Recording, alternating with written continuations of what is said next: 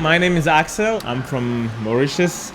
My passion is really about flipping, doing acrobatics, flipping, jumping around. And Camille, if you can introduce yourself. Hi, I don't flip. I actually stretch. So I do the opposite of what he does. I'm a yoga teacher. And yeah, that's all I do. I meditate, I do yoga, and I'm just here in the bilingual country in a good life.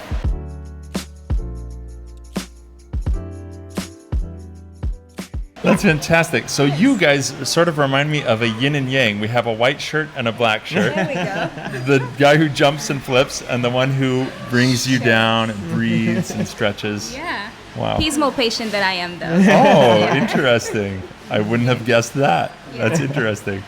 Have you always loved flipping? Not always. I started around like 16, probably jumping around and people just following what I was trying to do. There was like stairs at the school, so jumping, we call it jump style. Jump style is a perfect name for it. Yeah. I love that name, jump style.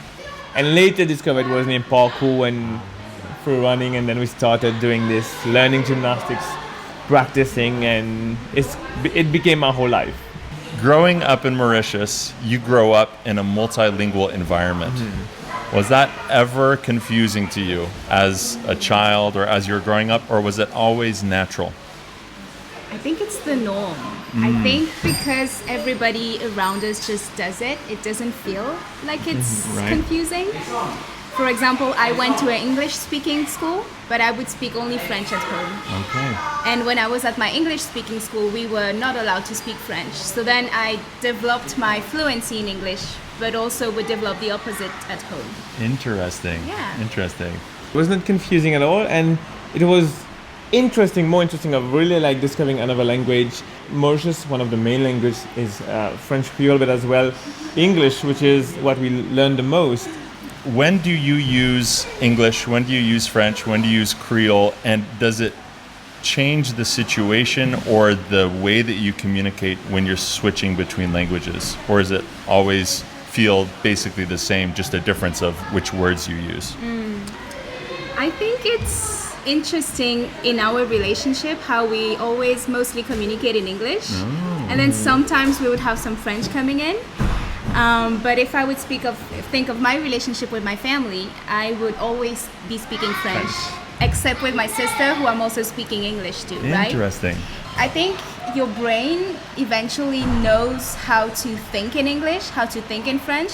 And if you're used to Creole, or even we have Bhojpuri, which is Indian descendant Okay. in Mauritius as well, you would just think in that and then it just comes out of you, you know? Okay. And for example, in that instance, because Mauritius is filled with people around the world, with you guys, we would be speaking English. But then if I'm turning to a French speaker, right away, you just switch back into French. Right. Because the brain knows what to do already. Right. And I think that would come from us learning it at such a young age. Yeah. That it just becomes, Natural. yeah, it's so Yeah. natural. Yeah. And it's a context based as well, right? At home we switch Creole automatically. Uh-huh. And from a workspace or thinking, it's more French and English, like and like in the workspace, or even when I'm writing, I'm more at ease with English. Like English is so easy to get along. Yeah, it depends on the context where we are, and Right. that's very interesting and very amazing how you can just switch. And so for someone who only speaks one language, what would you say to them if they thought, I only speak one language, I know I want to learn a second, but I'm not committed enough, or I'm afraid of the amount of time and energy it's going to take? What would you say to them in terms of why they should consider it, why they should put in the effort? I think it does open doors. It opens a lot of doors of, let's say I can only see this, but with different language, you can open your mind and open to different ways of saying a different. You open to much more doors on my side as well. I'm so eager to learn much more language. I teach kids. We work with kids, gymnastics and parkour, and we get different origin. And I'm so eager to learn about. Sometimes I learn some Russian, some Spanish, and trying to communicate in the language make a difference. It does, in my side, make a difference. I would sometimes, with my Russian kids, speaking Russian, and I learn from them. I would say that learning and getting to know other languages does open doors in other possibilities as well. Yeah. So we're not restricted to one thing, but we can open to different region, different opportunities, different reach. We can reach differently. Yeah. Right. Yeah. Right. I think professionally, it's the first thing. For example, when you leave high school and you think, oh, where am I going to study? There's so many ways that you could go for because you already speak 2 languages and you master them. Right. But also, there's parts of the brain that get developed into learning more easily. Right. Because then I want to go to Japan and I'm like, oh, why not? And you kind of have stimulated that already, that Yep. it just becomes easier. You know? So Yeah. I would say go for it. It's definitely something. Yeah. And as he said, it opened doors in many ways, professionally or educationally, whatever. But also, I think for me, I'm able to express myself so much better because I master different languages.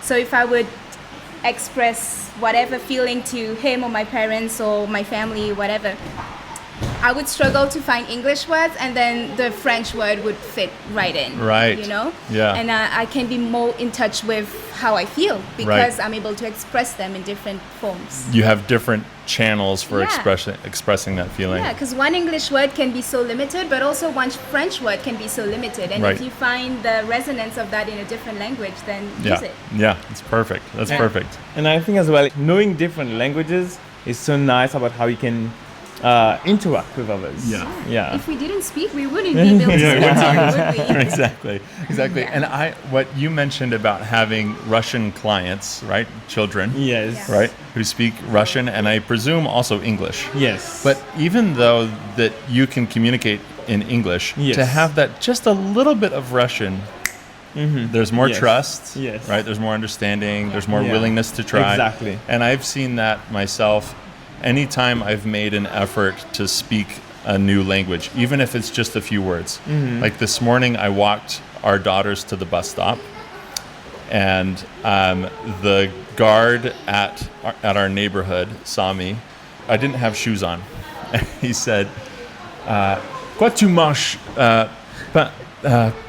pieds nus? There we go. Quoi tu marches pieds nus?" I said, "Quoi? Qu'est-ce que tu as dit?"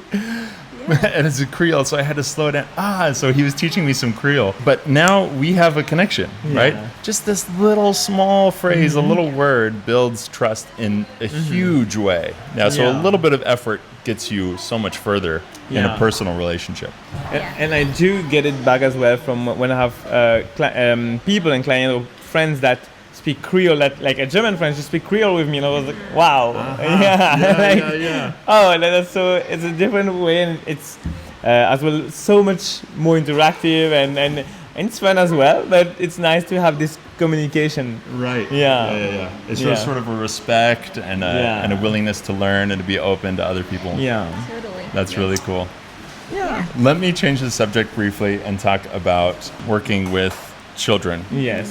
What do you love about it, or is there some insight that you have because you spend so much time working with children? And by the way, you are excellent with children.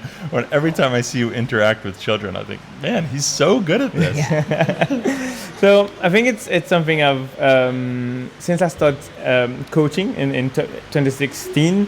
I would just try. We get an opportunity to teach kids, and then it come and people was more willing to come and learn with me.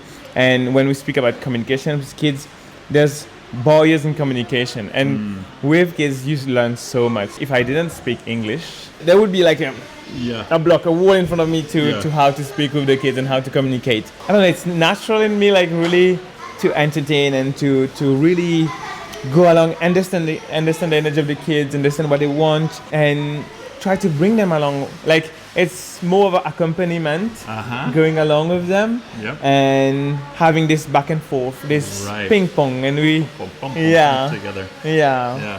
Well, and the thing that I love that translates well to language learning is that you need to demonstrate. Exactly. Right. So the other day I saw you at the race, and you were with a bunch of children, and you had kids just for 5 minutes who had never done parkour or gymnastics, and you just demonstrate how to do the roll, and then and then they try, and then now this time, and that act of demonstrating is so essential for learning a language, right? You have to listen, and you sort of practice, rehearse just what they said to you. Yeah, that sort of demonstration. That's a key skill. Thoughts about your work and what it's taught you? Well, Mauritius being a country that welcomes everybody makes it that I have everybody in my classes, right? And often we have people that would not even speak English, would be the first time speaking English ever, and they would just come to class and then be like, okay, so I'm gonna do whatever you're doing, just I don't know what you're saying. Just watching. Yeah. Or even English speakers that would ask me to keep doing the classes in French because they want to learn. And it teaches me to be able to accommodate to anybody, you know, and to know how the power that we have as humans, but also as Mauritians in Mauritius, to welcome anybody who speaks mostly any language, and we just accommodate to them, and we're able to teach them whatever we want to teach. Yeah. That's and I also fantastic. worked with kids before on cruise ships where we would speak only English. Okay. And you were asking, Axel, what do kids teach you? I would say to be here, to be right now present. You know, it's such a thing. And sometimes I would work with German kids, Russian kids, Chinese kids that wouldn't speak the language at all. And they would be 3 years old, 2 years old. So there's really no way for you to say a word in English for them to get it, right?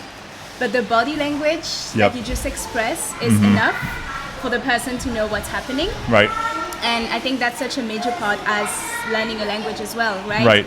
For the teacher to communicate that there is a space for you to learn whatever you want to learn and express through that. Right. Yeah. And as a listener, to pay attention to all of the body language and the other cues that you're getting from the other person, and to not only be worried about the words, but the situation, the feel, and you can learn a lot that way. Right. Yeah. I think the magic of words is that one word can mean so many things. And in that same way, one expression can mean so many things as well, right? And to learn from that perspective allows you for the word to be as expansive as it can be. Right. Yeah. Right. And so, my advice to anyone who wants to learn a language is always, you can only gain by making an attempt to learn a language. Exactly. And this much effort is going to move you this far. It feels like it's the other way. It feels like you're putting in this much effort and you're barely making progress. But if you really try to start speaking and really try to start communicating with real people, then you start to see immediately a connection made with just the small amount of speaking. And so you get a lot of reward for your input or for your effort. I always had this phrase that I listen to podcasts is the best time to start was 10 years ago or now. And it's something that's always stayed in my mind. And the more you just push it, the less it happens. The more you get to it now, it's now or 10 years before. Right. Being into a different language, which is not our mother tongue, has opened so many doors. Going abroad, learning abroad, working and operating even more the business, speaking with our clients.